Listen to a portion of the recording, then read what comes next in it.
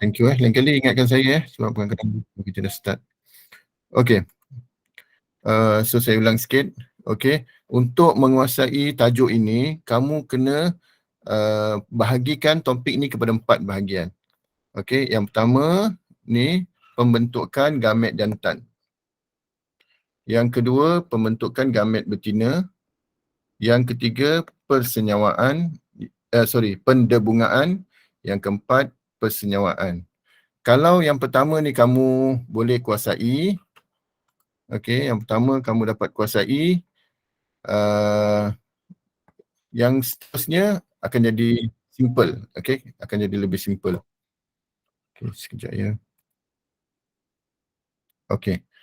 So, ni ada dekat buku teks, tapi kamu tak payah tengok buku teks, sama je, kamu tengok dekat kamu punya paparan ni. Okey. So, cikgu tak nak terangkan terlalu detail macam dekat kelas. Okey, kalau dekat bunga, struktur bunga, sekejap mana kita jumpa benda ni. Dekat struktur bunga macam ni. Okey, kamu kena faham dekat sini ovari. Dekat sini ovari, ini stil. Kita ulang sikit ini stil, ini stigma. Ini semua bahagian betina. Okey, bahagian jantan dia boleh mula daripada bawah sini. Okey, ada yang macam ni. Okey, ada sekejap ya.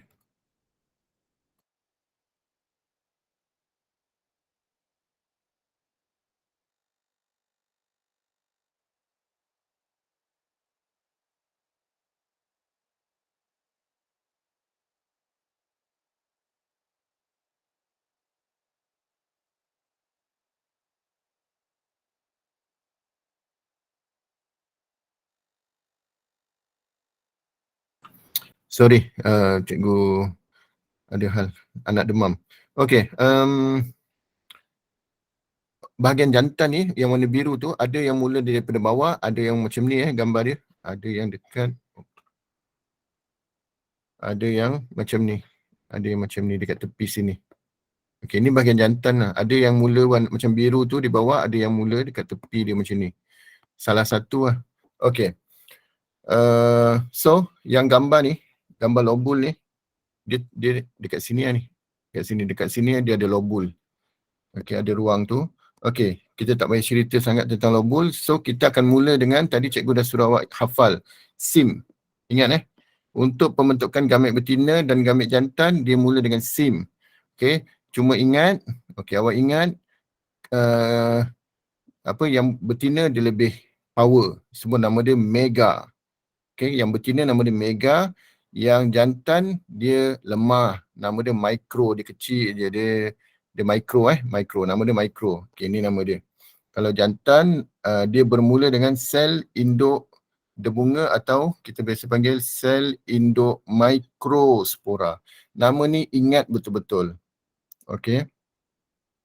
Okey. Kemudian, awak tengok dekat sini, dia akan ini dia. Kita sebenarnya tak payah tengok sana pun, kita mula daripada sini. Ini yang pertama. So dalam buku awak terus tengok sini je, sel induk mikrospora. Dia terdapat dekat enter. Enter tu ada lobul. Ni enter ada lobul. Dekat dalam tu ada sel induk ni ada banyak dekat dalam ni lah, dekat dalam dia ada banyak. Okay, so ini sebenarnya nombor 1. Sel induk mikrospora nombor 1. Lepas tu meiosis. Ingat dalam pembiakan, meiosis hanya berlaku sekali je. Okay, tapi meiosis ni dia ada meiosis 1, meiosis 2. Tapi dia takkan dekat sini ada meiosis, nanti dekat sini meiosis, dekat sini nanti ada lagi meiosis. No, meiosis hanya sekali saja. Okay, cikgu nak cepat. So, cikgu cakap macam tu. Okay, meiosis dekat mana-mana sekali. Mitosis berulang-ulang kali. Okay, macam pembentukan sperma tu, mitosis berulang-ulang kali. Dia membahagi. Tetapi meiosis hanya sekali. So dekat sini je kita jumpa. Okay, itu yang pertama. Dan yang kedua, bila ada meiosis, kamu nampak perkataan meiosis, dekat situlah mula perubahan dari 2N jadi N. Kat mana ada meiosis? Kat mana kamu nampak ada meiosis? Okey, kalau kamu lupa kat mana meiosis, apa tipsnya? Okey, apa tipsnya kalau kamu lupa mana meiosis? Okey, meiosis. Okey, ni satu sel mengalami meiosis 1, menghasilkan 2 sel anak. Lepas tu meiosis kan dia ada meiosis 2 kan? Okey. Okey, so ada 4. 1, 2, 3, 4. Inilah dia 1, 2, 3, 4. So dekat sinilah meiosis. Nanti untuk gamet betina pun sama. Kita tengok mana gamet betina.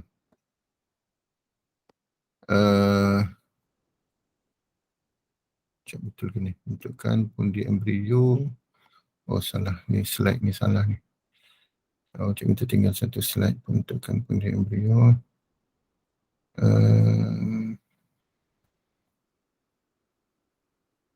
Ni dia. Okey, kamu tengok kat sini. Dia daripada sel induk megaspora dekat sini. Okey, 1 dia akan jadi 4. Ni daripada 1 dia jadi dia tak nampak kat sini ada 4 ni, ada 4. Tapi 3 akan merosot. Okey, kita balik ke sini dulu. Kita balik ke pembentukan gamet jantan. Okey, so dekat sini 2N. 2N ni kita panggil dia apa? Haploid. Okey, selepas meiosis semuanya akan jadi N. N tu kita panggil 2N ni kita panggil diploid. Diploid. Okey, N kita panggil half haploid. Siapa yang lupa? Okey, siapa yang lupa haploid tu apa? Haploid tu Siapa yang lupa haploid tu apa? Haploid ni dia daripada perkataan half.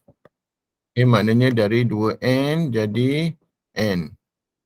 Okey, N ni haploid. Maknanya kalau macam manusia 46 dia jadi haploid 23 kromosom. Okey.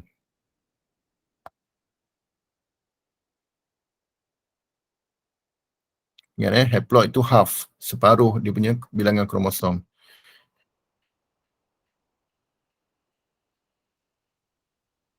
Okey. So 4 yang terbentuk ni dipanggil tetrad.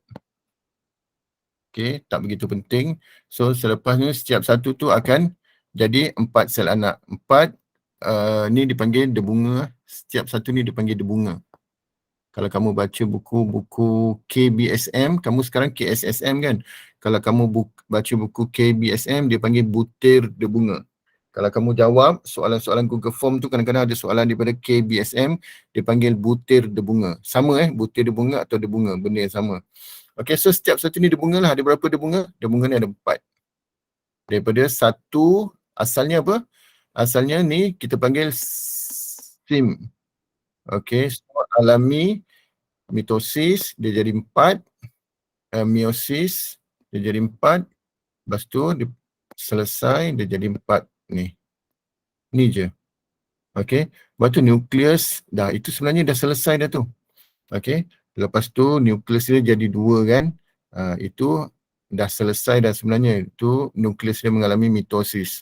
Mitosis. Kalau ada banyak-banyak proses selepas tu semua mitosis. Dekat sini je meiosis sekali je. 2N jadi N. Bilangan kromosomnya jadi separuh. Okey. So kromosom dia punya nukleus ni jadi 2. Semua nukleus ni mitosis ni sepatutnya ada satu nukleus dia jadi 2. Okey, proses mitosis. Okey, awak ingat, tolong ingat betul-betul. Meiosis dalam semua proses sekali saja. Yang lain-lain semua mitosis. Mitosis boleh banyak kali. Okey, mitosis boleh banyak kali. Meiosis sekali masa gamet tu terbentuk. Itu je. Lepas tu gamet tu membelah ke, dia membahagi nukleus, semua mitosis. Okey. Okey. So, itu dah selesai. Kemudian ada daripada 2 ni, dia ada daripada 2 2 nukleus ni, satu kita panggil dia nukleus tiub, satu lagi nukleus penjana. Dah selesai. Dah selesai. Itu saja tentang pembentukan gamet jantan. Okey, apa yang kita perlu ingat? Faham betul-betul? Asalnya nama dia SIM, sel induk mega ke mikro. Jantan lemah. Okey, jantan ni dia yang apa? In control. Dia lemah. Okey, nama dia mikrospora. Sel induk mikrospora. 2N mikro sebab mikro tu cikgu kata lemah sebab mikro. Sel induk mikrospora 2N jadi N. Okey, so meiosis ni dekat sini. Okey, selesai. Ada soalan? Kalau tak ada, kita pindah.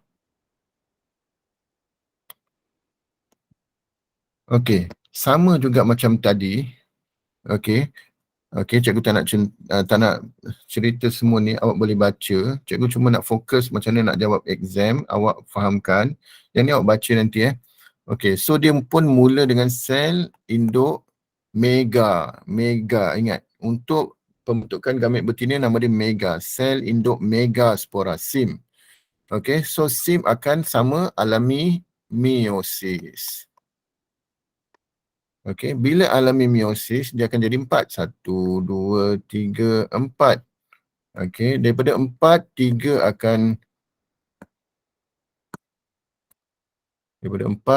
akan merosot.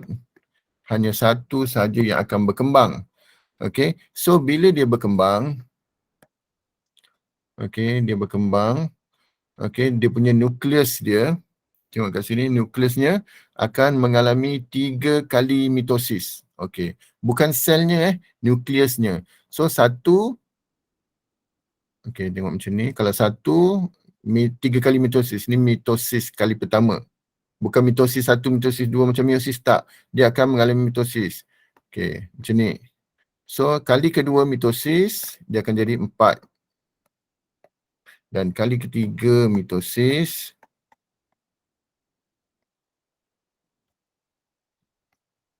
dia akan jadi 8. Okey, ini mitosis kali kedua. Okey. Yang ni mitosis kali ketiga. So dia jadi 8 nukleus. 8 nukleus. So dekat dalam ni ada 8. 2, 4, 6, 8. Ada 8 nukleus. Okey. So 8 nukleus itu, okey, dia ada nama dia sendiri. Dia ada nama dia sendiri. 8 ni kat atas.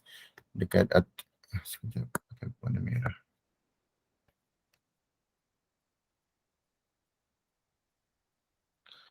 Okey, dia ada nama dia ni. 2 dekat atas. Okey. Ada ni sel telur.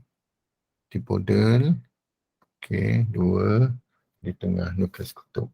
Okey. So, yang jadi masalah, tajuk ni jadi susah sebab ada banyak nak hafal. Tapi sebenarnya awak tengok proses dia kompleks tak? Tak, proses dia ringkas.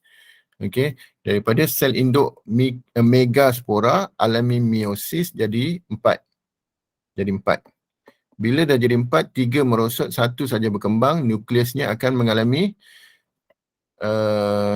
mitosis. Dia akan mengalami mitosis 3 kali. Dia punya nukleus nukleus kat dalam dia ni. Okey, nukleus kat dalam tu, nukleus dia yang akan alami mitosis.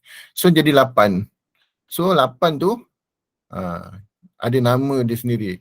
Okey, so nama tu awak boleh tengok dekat buku awak, ada nama dia. Apa kata, oleh kerana selalu lupa, malam ni kita tak payah hafal semua, kita hafal yang penting. Kita hafal yang selalu keluar exam. Iaitu kita hafal yang ni. Kita hafal yang ni. Bila nak hafal semua, akhirnya lupa kan? So malam ni kita hafal ni je. Dekat tengah ni. Apa nama kat tengah ni? Dia jadi masalah sebab kita nak hafal semua. Bila kita nak hafal semua jadi susah. Okay. So yang dekat tengah ni, satu yang nanti persenyawaan ganda 2. Persenyawaan ganda 2 nanti bila nukleus jantan tu masuk. Nukleus jantan masuk, dia akan satu akan bersenyawa dengan ni. Satu lagi akan bersenyawa dengan ni. Okay. Macam tu. Okay, so ni nama dia. Ada tu, tengok apa nama dia? Nukleus kutub. Yang ni nama dia sel telur. Okay, sinergid, antipodal tu letak tepi dulu. Itu menyusahkan kita nak hafal. Okay, bukan cikgu kata tak penting, mungkin boleh keluar dalam objektif, mungkin dia boleh tanya. Tetapi itulah, bila kita terlalu banyak nak hafal, akhirnya kita tak dapat apa-apa. Tertukar. Lebih parah lagi, dah hafal tertukar. So, apa kata, selalu cikgu ajar awak, kita hafal berperingkat. Kita hafal yang penting dahulu. Kalau yang penting kita dah kuasai, baru kita tambah. Okay? Takut nanti yang penting terlupa, yang tak penting yang kita ingat, lepas tu tertukar pula. Okay? So, macam tu. Selalu buat macam tu. Bila ada banyak, kita hafal yang penting dulu. Okay, sel telur dengan nukleus kutub. Nukleus kutub ni ada 2 dekat tengah-tengah. Dah selesai tajuk ni. Tengok, simple kan? Kita boleh ulang balik lagi dalam masa berapa minit video ni. Kelas ni, kita boleh ulang balik. Boleh tak awak contoh-contoh kat kertas awak? Untuk pembentukan gamet jantan, awak contoh kat kertas awak. Pembentukan gamet jantan bermula dengan satu sel. Sel ni terdapat dalam enter. Okay, gamet jantan ni gamet jantan. Satu sel. Okay, sel ni akan mengalami meiosis. Okay, dia akan jadi 4 sel anak. Okay, sel ni dipanggil tetrad lah. Dekat sini dipanggil tetrad. Okay, tak kompleks pun. Lepas tu, dia akan membentuk 4. Untuk, okay, 4 ni kita panggil dia apa? Kita panggil bunga. Bunga tu lah gamet jantan. Okay. Okay, untuk gamet jantan, tak ada yang merosot tu tak ada. Tu gamet betina. Okay, lagi dia punya nukleus dia akan jadi 2. Proses apa tu? Mitosis ke meiosis? Nukleus dia jadi 2. Mitosis. Okay, mitosis. Okay, siapa yang baru masuk tu, cikgu banyak kali dah ulang tadi. Dalam proses pembiakan haiwan ke manusia, tumbuhan, meiosis sekali sahaja.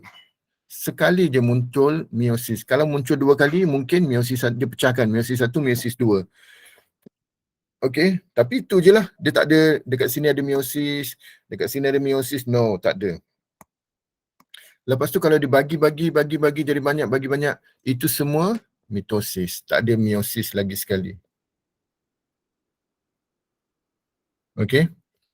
Dah selesai pembentukan gamet jantan. Untuk pembentukan gamet betina, macam mana pula? Okay.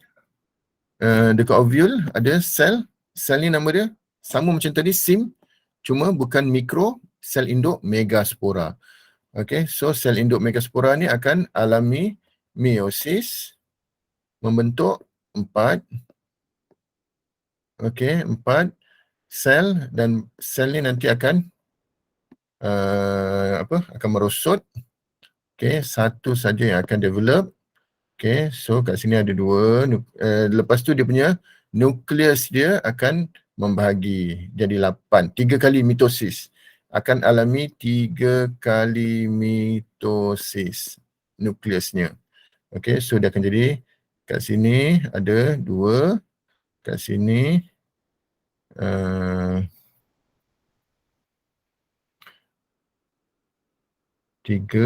kat sini 3. 8, macam tu. Dah selesai. Dah selesai dah pembentukan gamet betina. Okay, kita tengok sini. Okay, apa lagi? Okay, dah selesai. Okay, so far so good. Macam mana kelas? Boleh tak ingat? Cikgu kata tadi mula-mula, kalau yang pertama, yang kedua awak dapat kuasai betul-betul, yang seterusnya ni akan lebih mudah. Okay, tapi tajuk ni jadi susah sebab ni lah. Sebab pembentukan gamet betina, gamet jantan tu awak tak faham betul-betul. Okay, so tolong respon macam mana kefahaman awak so far. Kalau nak ulang-ulang, awak Saya bagi masa 5 minit untuk awak buat revision sikit. Okey. Okey, cikgu. Boleh dah, cikgu. Okey ke? Okey, cikgu. Okey, cikgu rasa cikgu breakkan kejap 2 minit. Awak tengok, awak ulang, awak fahamkan. Okey, sebelum cikgu sambung. 2 minit kita break untuk awak ulang. Fahamkan dulu betul-betul.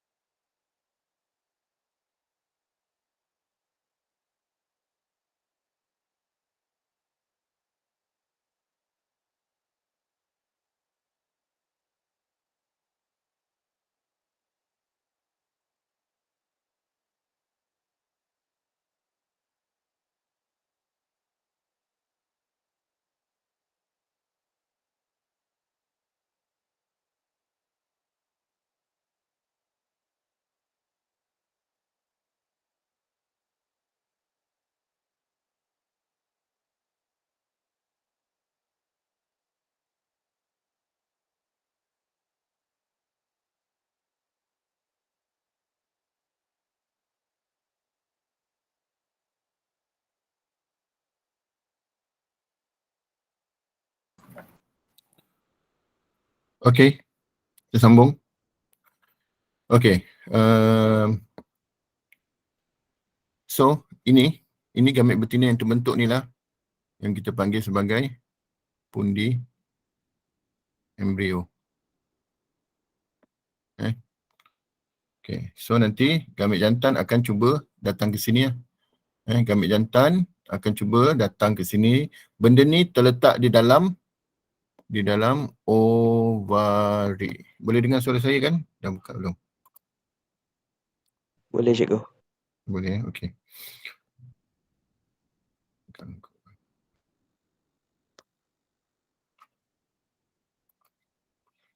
Okey. Kita sekejap ya.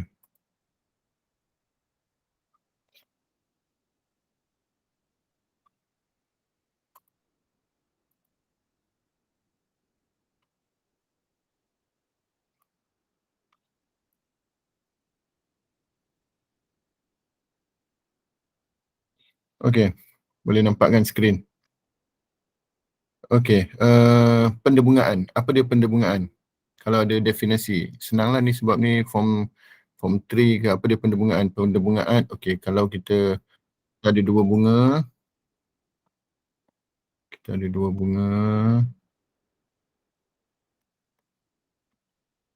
lepas tu kita ada satu lagi bunga. Okey, so dekat sini ada enter. Dalam enter ada debunga. Debunga ni dia dipindahkan ke stigma. Stigma ni.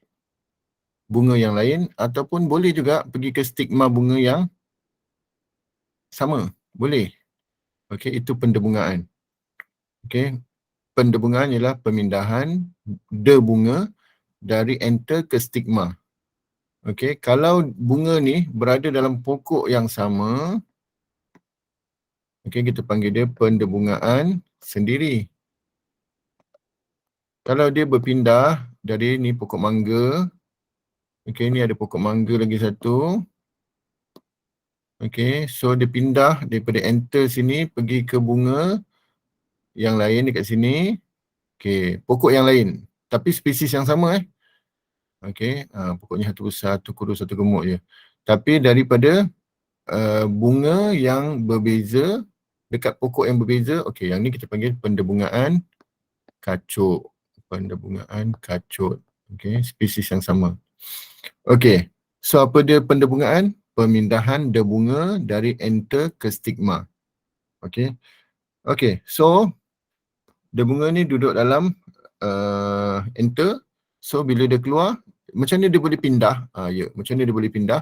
Pindah ada ejen lah. Ejen tu kita panggil ejen pendebungaan. Seperti angin, seperti serangga, ataupun air pun boleh. Haiwan. Tapi biasanya serangga lah, lebah, kumbang. Burung pun boleh, unggas. Okey. So itu ejen dia. So bila butir debunga, tadi debunga ni, dia daripada enter ni, dia jatuh dekat stigma sini. Okey. Bila dia jatuh dekat stigma, okey, cikgu pernah buat satu uji kaji dekat makmal. Okey, cikgu ambil ni piring Petri. Piring Petri Petri dish. Dekat dalam ni cikgu letak sukrosa.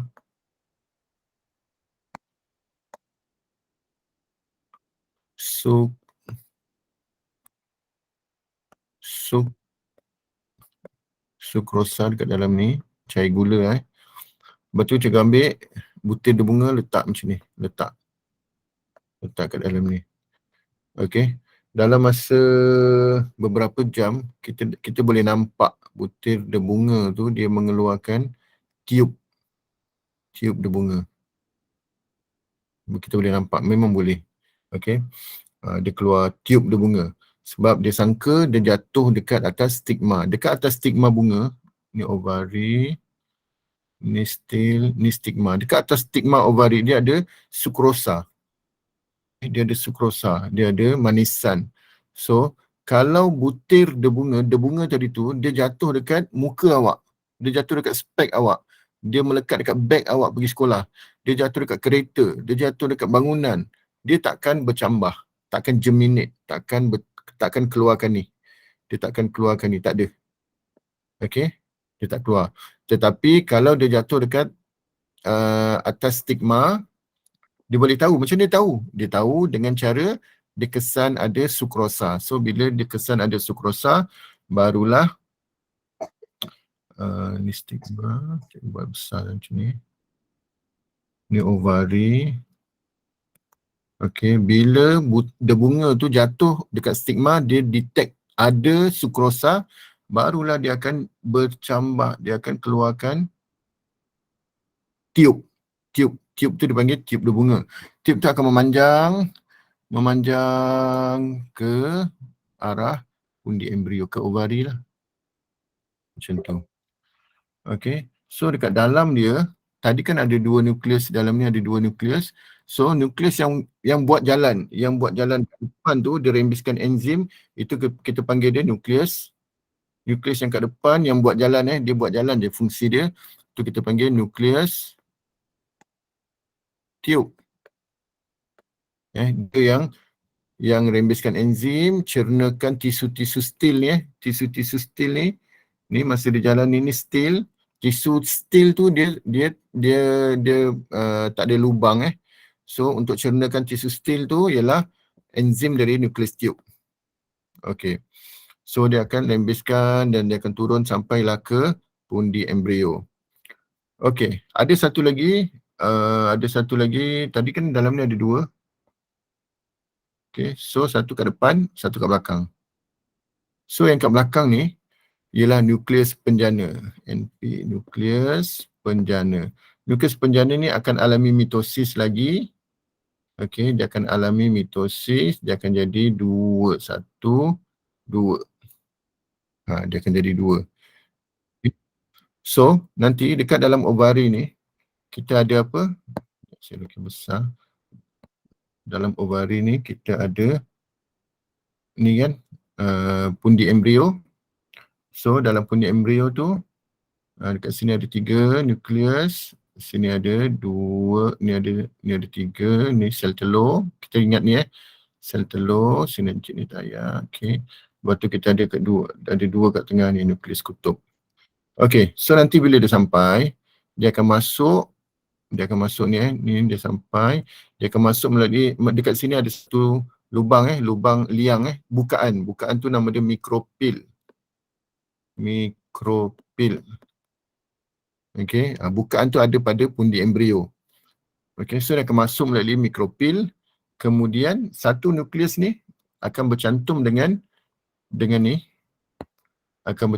ni, satu lagi akan bercantum dengan 2 ni. So semua ni N kan? Ini N. Yang semua ni N, semua N. Jadi, cikgu buat kat sini . Okay, ni semua ni N. Ni pun, sorry, 3 sini. Ni pun N. Ni. Okay. So, bila dia bercantum dengan ni, so ni N, so nanti dia akan membentuk sel 2N. Sebab ni N. Okay, embrio tu So yang ni pula nanti, ni N, campur satu yang datang tu. So dia akan jadi 1, 2, 3 sel 3N, tisu endosperma. Triploid. Okay, satu daripada 2 ni. Okay, satu akan bercantum dengan sel telur yang ni. Okay, satu lagi akan bercantum dengan 2 ni. Jadi ni N, yang datang pun N. So dia akan jadi 3N. Triploid. Tadi kita belajar diploid, haploid. So kat sini satu-satunya yang awak belajar ada triploid. Okay. Okay, selesai. Apa lagi? Okay, so yang tu tadi dah jadi zygote. Jadi zygote akan berkembang jadi embrio. Okay, yang ni. Okay. Cikgu rasa sampai sini je penerangan cikgu. Okay. Lepas tu, apa lagi awak kena baca? Awak kena baca apa yang berlaku selepas ni. Okay. Tapi awak jangan baca malam ni. Sebab benda tu, macam ni nak cakap, benda tu akan merosakkan awak punya ingatan. Cikgu nak malam ni awak buka balik buku, awak ulang ni. Okay, yang pertama ulang ni. Ulang pembentukan gamet jantan ni yang pertama. Lepas tu kuasai pembentukan gamet betina yang kedua. Lepas tu ni yang ketiga, pendebugaan. Yang keempat, persenyawaan. Okey, oleh kerana persenyawaan tu satu berlaku dengan sel telur, satu berlaku dengan nukleus kutub, sebab itulah panggil persenyawaan ganda dua. Apa yang ni? Tak ada apa-apa yang kompleks sangat. Selalu nanti tulis dalam jawapan, dia masuk melalui mikropil. Okey, selepas awak dah kuasai semua ni, barulah awak baca lagi satu page. Sekejap, muka surat berapa? Muka surat barulah awak baca muka surat 125, tajuk perkembangan. Dekat situ jangan baca malam ni. Nanti awak punya ingatan belum kuat, nanti akan tertukar. Okey. Dekat situ ada beberapa istilah yang agak bukan konsep lah, proses yang agak mengelirukan. Nanti akan tertukar dengan proses ni. Persenyawaan ganda dua, tak payah baca dulu. Selepas ni, besok ke bawa baca ni. Okay. So, kelas selesai. Okay. Cikgu rasa cikgu pun dah ulang rumusannya 2-3 kali. Pertama, kuasai betul-betul pembentukan gamet jantan. di mana meiosis berlaku dan kamu mesti tahu keadaan haploid atau diploid. Okey, yang kedua, pembentukan gamet betina dekat mana? Bermula daripada sim. Dua-dua bermula daripada sim. Okey. Ni mula daripada sim jadi dia bunga. Mula daripada sim jadi dia bunga. Gamet betina pun mula daripada sim jadi pundi embrio, PB. Ni kita panggil pundi embrio. Okey, lepas tu untuk penderbungaan proses yang tu ialah apa tadi? Derbunga jatuh dekat atas stigma, dia kesan ada sukrosa. Bila dia kesan sukrosa, dia akan mencambahkan nukleus tube dia akan mencambahkan tube derbunga nama dia. Yang salo tu tube derbunga. Okey, lepas tu nukleus tube akan merembes enzim untuk mencernakan tisu-tisu. Buat lubang lah, macam korek lubang. Dia nak korek tu, dia pakai enzim. Okey, tu nukleus tube. Dekat sini yang ni. Okey, lepas tu satu lagi, nukleus penjana akan mitosis lagi sekali. Jadi dua nukleus jantan. Ini dua nukleus jantan inilah yang akan mana tadi? Hilang.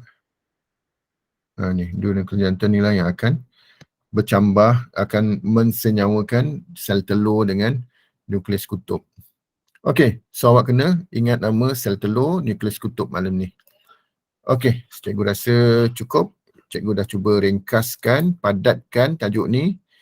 Okey, nanti cikgu bagi soalan ataupun kita nak cari soalan. Kita tengok soalan. Cikgu ada sediakan soalan kat mana soalan ni?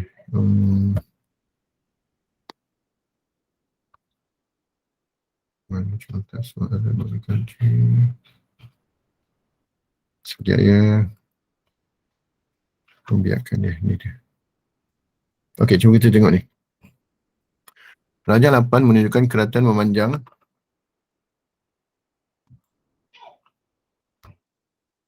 organ pembiakan bagi suatu tumbuhan. Okey, so ni organ lah, maknanya kat atas tu stigma, lepas tu stil, ovari. Namakan struktur X. Okey kelas, boleh namakan struktur X? Apa nama dia? Bunga. Tiub berbunga. Okey, tiub berbunga. Okey, tiub berbunga. Okey, lepas tu terangkan peranan struktur X dalam kesenyawaan ganda 2. Okey, 2 markah. Okey, oleh kerana 2 markah, jawapan kamu tu perlu straight to the point. Straight to the point. Nama-namakan tu dah tak ada markah lagi lah. Kamu dah namakan dekat atas tiub berbunga. Okey, so apa kamu nak tulis dekat dalam ni? Okey, tiub berbunga menghantar. Okey, menghantar apa? Menghantar 2 gamet jantan. 2 gamet jantan ke pundi embrio. Okey. Lepas tu kamu boleh tulis apa lagi? Satu nukleus nukleus tube akan merembeskan enzim untuk mencernakan tisu apa? Tisu stil. Ni bahagian ni sebenarnya dia tak ada lubang kan. So nukleus tube tu dia akan rembeskan enzim, so dia akan buat jalan kat sini. Okey, manakala kamu boleh tulis kat situ satu lagi nukleus penjana.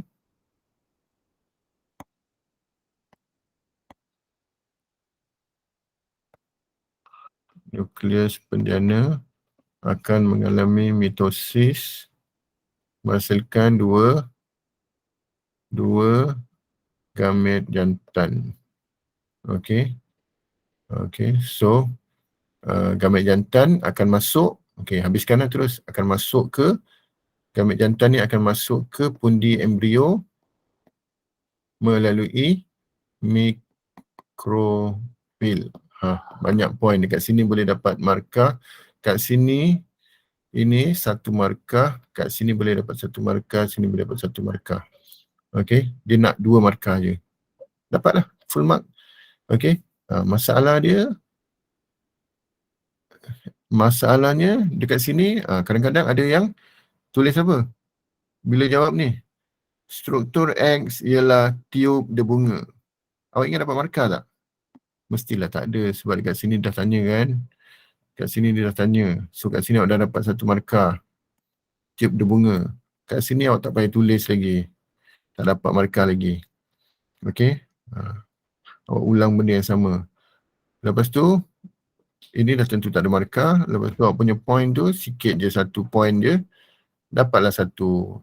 Macam mana nak skor kalau 2 markah dapat 1, 3 markah dapat 2, 4 markah dapat 2. Macam mana nak skor? Okey, kamu kena bagi point lebih macam cikgu bagi ni. Bila 2 markah bagi 4. 4 point. Tengok jawapan tu boleh dapat markah ke tak. Okey, tak payah guna ayat-ayat yang panjang. Pendek-pendekkan ayat tu. Okey, terangkan kepentingan proses pembahagian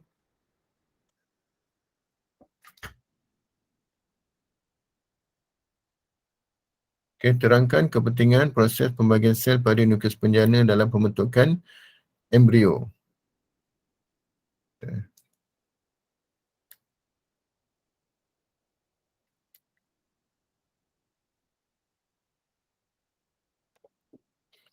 Okey, soalan ni tanya apa kepentingan dia?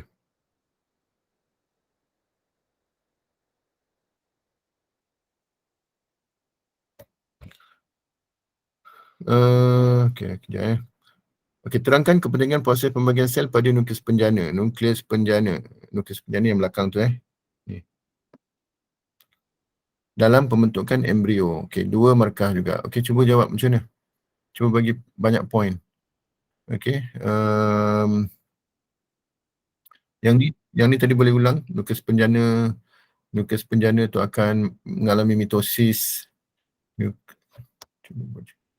Nukleus penjana mengalami mitosis, membentuk 2 gamet jantan.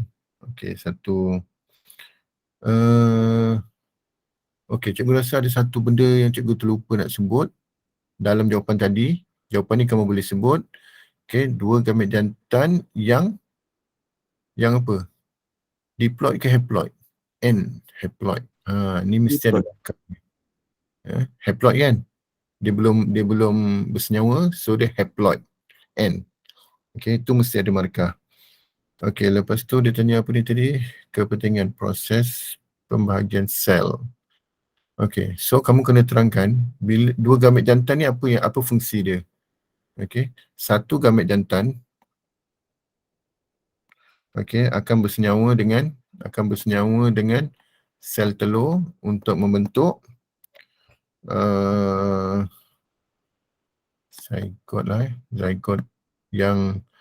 zygote ni. Ni tadi cikgu tulis N, yang ni zygote ni 2N. Manakala satu gamet jantan lagi akan bersenyawa dengan nukleus kutub dengan 2 nukleus kutub. Okey, macam tu.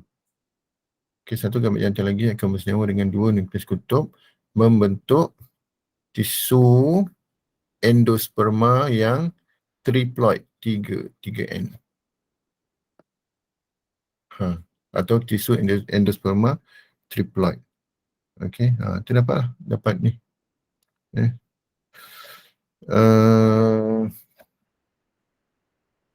Dapatlah 2 markah. Okey, dicadangkan satu cara. Okey, kejap tengok. Ni apa ni? Ni satu biji benih tumbuhan angiosperma. Angiosperma ni tumbuhan berbunga. Okey. So dekat luar tu, kalau kamu makan rambutan ataupun kamu makan durian, dekat luar keras tu lah kita panggil testa. Yang keras kat luar tu. Lepas tu kat tepi tu kamu nampak macam hitam-hitam kecil tu lubang dia mikropil.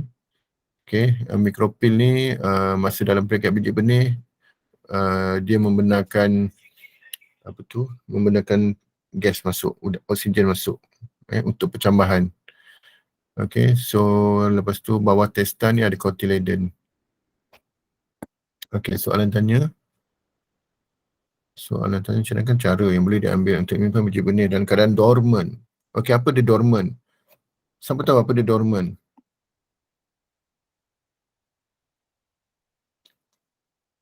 Dormant apa dia? Siapa? Ada yang tahu tak? Tahu ke tak tahu? Ke first time dengar? First time dengar lagi. First time dengar dengan peruntukan pendim. Okay. Okay, awak tahu tak kita import, katalah kita import kacang soya. Kacang soya kita import dari US ataupun kita import dari Canada ke mana. Dia nak sampai bukan naik flight, dia sampai naik kapal laut kan.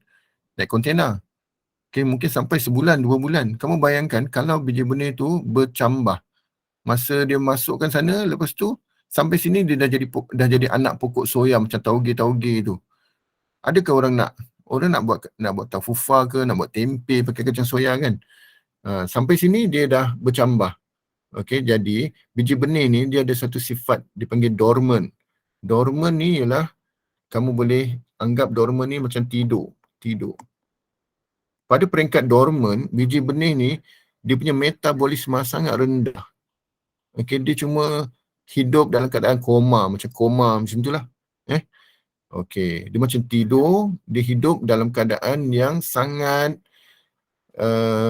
metabolismenya sangat rendah. So, dia tak perlu banyak tenaga, dia akan simpan sampai bila? Okey, sampai bila? Okey, untuk biji benih bercambah, okey, dormant dah tahu dormant tu biji benih dalam keadaan rehat, dalam keadaan berhibernasi. Okay. Berhibernasi maknanya dia tidak menjalankan aktiviti percambahan, semua tak ada. Okey, so untuk biji benih ni bercambah, dia perlu 3 keadaan. Bercambah. Untuk percambahan biji benih, cikgu rasa ada dalam buku teks, kamu boleh tengok. Untuk bercambah ada 3 syarat. 3 syarat. Okey. Dia ada 3 syarat. Satu, dia nak ada air. Yang kedua, dia nak ada oksigen dan nak ada suhu yang sesuai. Okey. Jadi kamu bayangkan masa transport dalam kontena dari US pergi ke Malaysia, katalah ada masa diangkat tu kena air hujan masuk dalam kontena kan, air dapat. Oksigen dapat tak? Dapat. Suhu dapat tak? Dekat atas kat tengah laut suhu pun elok. Pastilah biji benih ni akan bercambah kalau dapat semua. Jadi soalan ni tanya cadangkan cara yang boleh diambil menyimpan biji benih dalam keadaan dormant. Okey, untuk pastikan biji benih ni tidak bercambah, dormant tu maknanya dia tidak bercambah. So kita mesti kurangkan 1. Cukup. Dia kalau cukup 3, dia akan bercambah. So kita dapat kurangkan 1. Sama ada kita masuk dalam bag, masuk dalam apa? Dalam plastik kedap udara. Bila kita masuk dalam plastik kedap udara, kita dah halang oksigen. Ataupun kita pastikan dia berada dekat tempat yang kering. Kita dah halang air. Ataupun kita simpannya dekat dalam tempat sejuk beku. Okey, kita dah elakkan daripada suhu yang sesuai. Okey, jadi kita kena manipulate mana-mana ni. Okey, dia minta satu cara. Jadi kamu katalah simpan biji benih ini di tempat yang kering, okey, supaya ia tidak bercambah. Okey, simpan biji benih ini di tempat yang kering untuk mengelakkan biji benih ini daripada bercambah. Okey, selain itu, kalau kamu takut tak dapat markah, tapi cukuplah tu. Saya rasa takkanlah kamu nak bagi 2 sebab dia minta 1 kan. Tak perlu bagi 2. Okey, tujuan dia apa? Tujuan dia kerana apabila biji benih mendapat air, ia akan bercambah. Ataupun kamu cakap tadi tu pun dah bagus dah. Okey, simpan biji benih ini di tempat yang kering supaya ia tidak bercambah. Dah dapat 2 markah. Okey, selesai. Cikgu ada beberapa soalan lagi. Okey, ada satu lagi. Terangkan ciri-ciri biji benih ini untuk memastikan kemandirian. Ni menunjukkan, okey, contoh ini biji apa ni? Kamu bayangkan ni biji apa? Biji mangga atau biji durian. Okey, so kemandirian maksudnya survival, untuk pastikan biji benih ni sentiasa hidup, sentiasa tidak pupus. So untuk pastikan kemandirian dia mestilah menarik perhatian biji benih ini, mestilah berada dalam buah yang menarik perhatian, menarik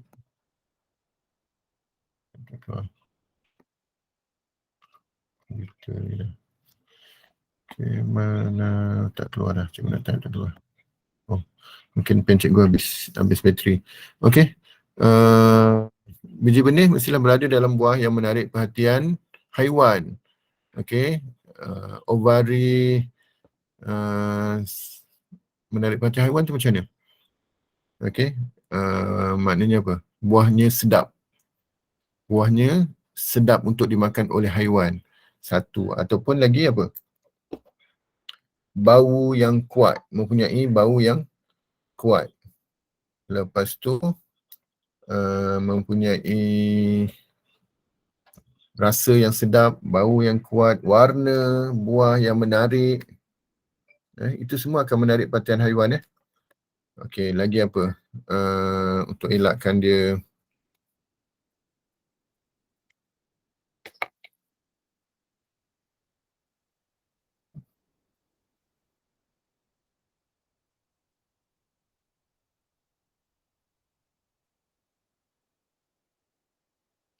okey, selain daripada tu apa lagi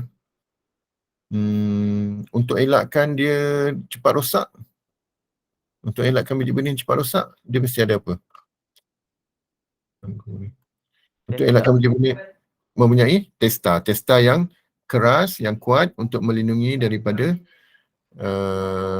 serangga, melindungi daripada air, daripada air, sebab dia mungkin belum nak bercambah lagi dekat dalam masa dia dalam buah tu, dia belum nak bercambah.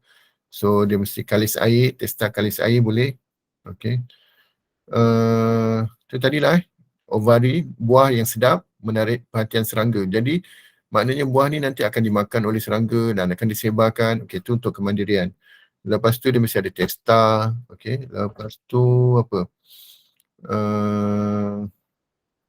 Apa lagi? Sifat kedormanan. Yes. Boleh. Mempunyai sifat kedormanan. Okey, bagus. Mempunyai sifat kedormanan. Okey, supaya dia tidak bercambah pada masa yang tidak sesuai. Okey, katalah dekat atas kapal dia dah bercambah. So nanti orang akan campak dekat laut. Kan? Nanti kru-kru kapal tengok, ni dah tak boleh pakai dah ni. Kan, dia orang pun buang.